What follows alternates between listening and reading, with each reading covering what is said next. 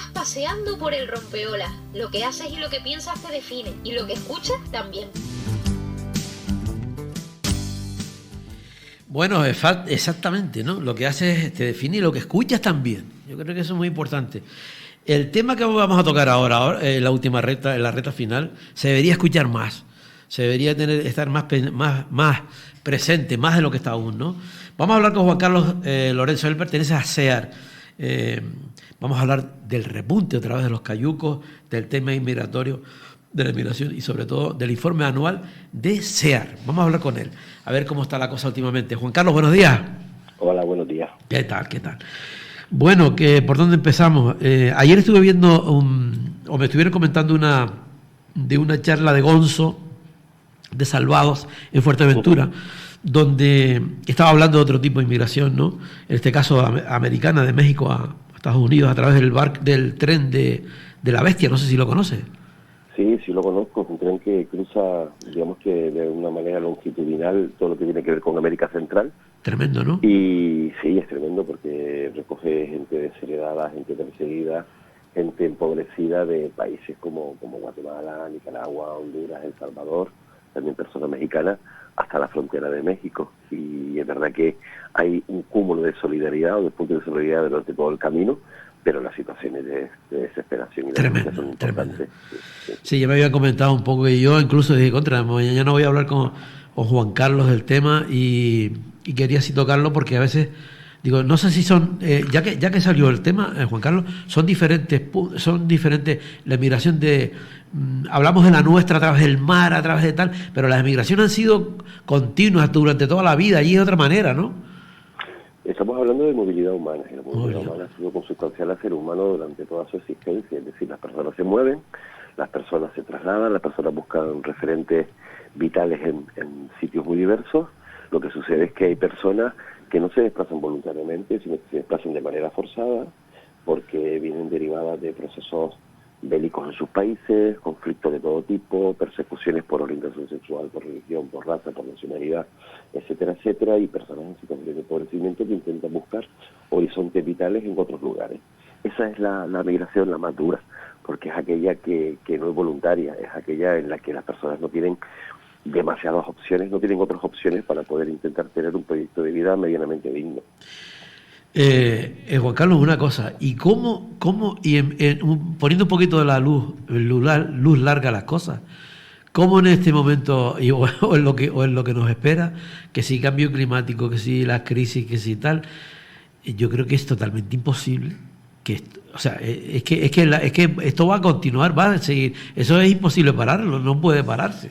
Las migraciones son imparables, ya por la propia esencia del ser humano, de su movilidad, eso por un lado. Y por otro lado, todo lo que son contextos lesivos, ¿no? que graviten alrededor de las personas y de la humanidad, hacen que las migraciones sean del todo necesarias en muchas ocasiones.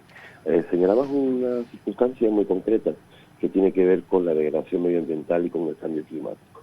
Fíjate cómo se prevé que dentro de 50 años alrededor de 250 millones de personas se vean obligadas a desplazarse por motivos de cambio climático y degradación medioambiental. Y de hecho, durante el año pasado se movieron por circunstancias tantas personas como las que motivaron los desplazamientos de conflictos bélicos, es decir, casi 28 millones de personas en todo el mundo. El cambio climático está ahí y las dificultades, las incidencias y los perjuicios que el mismo está trayendo, sobre todo a países empobrecidos, está ahí, y por tanto tenemos que buscar también una forma de cómo abordarlo con ciertas garantías, no solo para intentar no quitar ni eliminar, sino mitigar los efectos perniciosos y nocivos del cambio climático, sino lo que sucede con las personas, cómo las protegemos de circunstancias como esas. Y cuando asistimos, por ejemplo, a modelos como el inglés, que lo que intentan es mandar a Ruanda a todo Dios, ¿qué me dice? Yo creo que es la mezquindad más absoluta con respecto a la protección de las personas. Cuando hablas de todo Dios, estás hablando no solo de personas que se encuentran en situación irregular, sino también de personas que han solicitado asilo, que han solicitado protección porque están perseguidos en sus países de origen por los motivos que te señalaba antes, por su raza, por su religión, por su nacionalidad, por su identidad sexual, por su identidad de género, por los conflictos bélicos, por sus ideas políticas. Estamos hablando de externalizar y mercantilizar los derechos. Es decir, protegemos a las personas o no queremos proteger a las personas en territorio europeo, sino que mientras más lejos estén, mejor. Y por tanto esos acuerdos que puedan tener con países como Ruanda, que no deja de ser, sino también un chantaje al propio país, para que se ocupe y que yo pueda colaborar con ellos, incluso cooperando a su desarrollo, siempre y cuando sean capaces de o se encarguen de atender a personas, obviamente en circunstancias precarias, porque son países empobrecidos. Eso es la mezquindad más absoluta con respecto a la mercantilización de los derechos. Es tremendo. Juan Carlos, cuéntame, ¿se remonta otra vez el tema de los cayucos? Volvemos otra vez a la historia, ¿no? Bueno, las migraciones en Canarias siempre han estado presentes desde hace, yo diría, 28, 30 años. Es decir, hablamos de rutas migratorias y hablamos de flujos migratorios estructurales que siempre hemos afrontado desde la emergencia y no desde la estructuralidad, porque en función de cómo los entendamos, actuamos.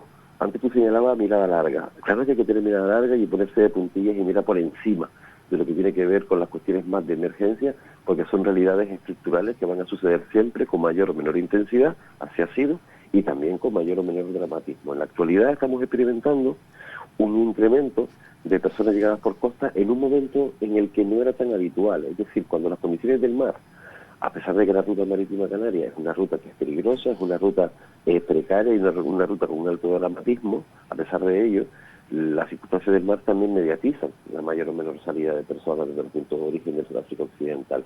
Estamos experimentando de una manera, yo diría que al menos insólita, porque no se ha dado, no es lo habitual en años anteriores, es que si lo normal es que la ruta se incremente en el otoño, allá con los meses de octubre, noviembre, diciembre, también incluso septiembre, este año parece que se ha adelantado.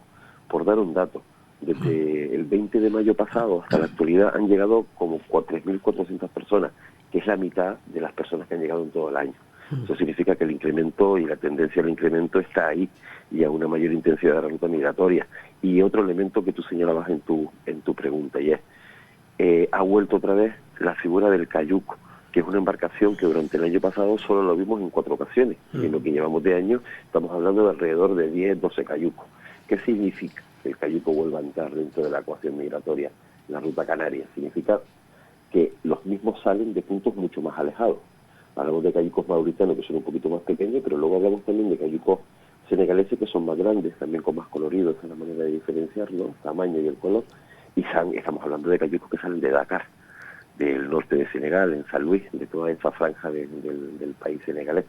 Entonces, significa que el riesgo es mayor, que el número de días, que puede ser entre 8 y 12 días, pues es muy significativo y significa que el drama puede estar mucho más presente.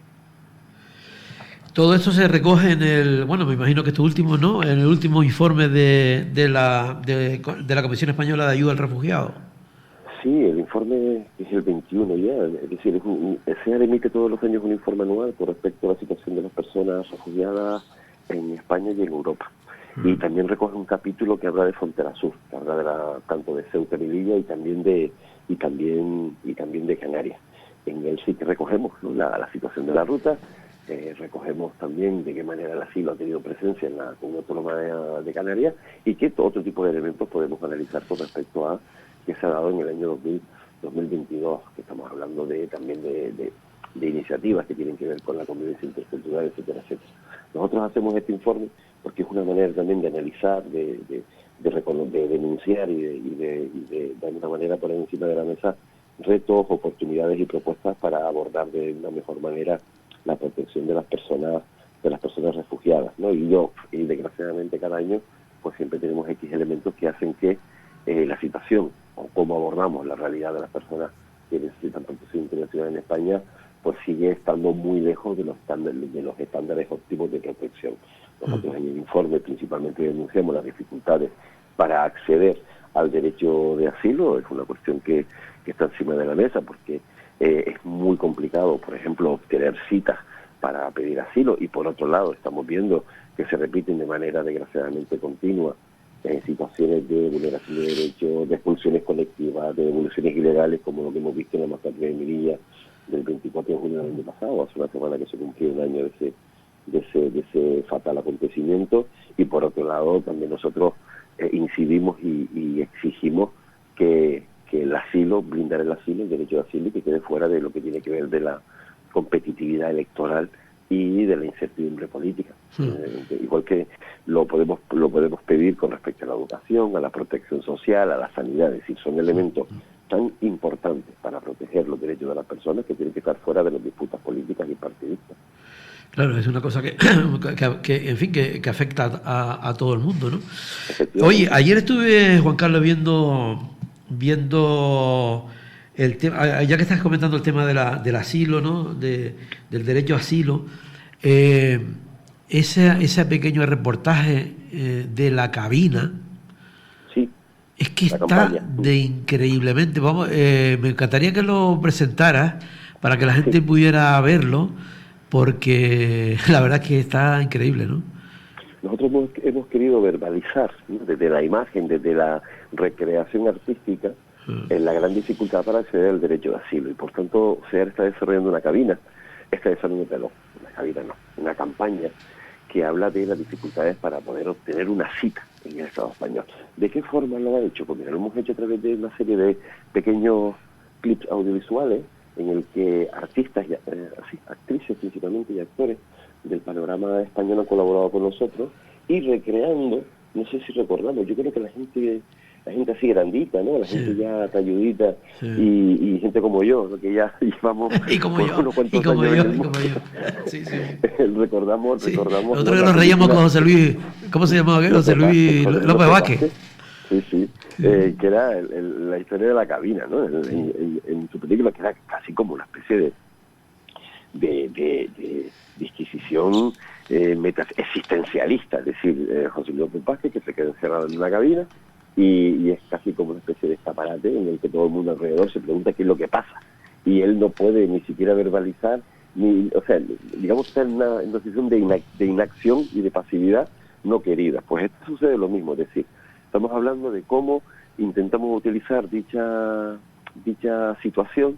Nos recuerda cuando las personas llaman para pedir una cita, para pedir asilo, y lo que obtienen desde el otro lado es la indiferencia, el silencio, el espere usted, y cómo la propia situación genera una inquietud y una incertidumbre vital brutal.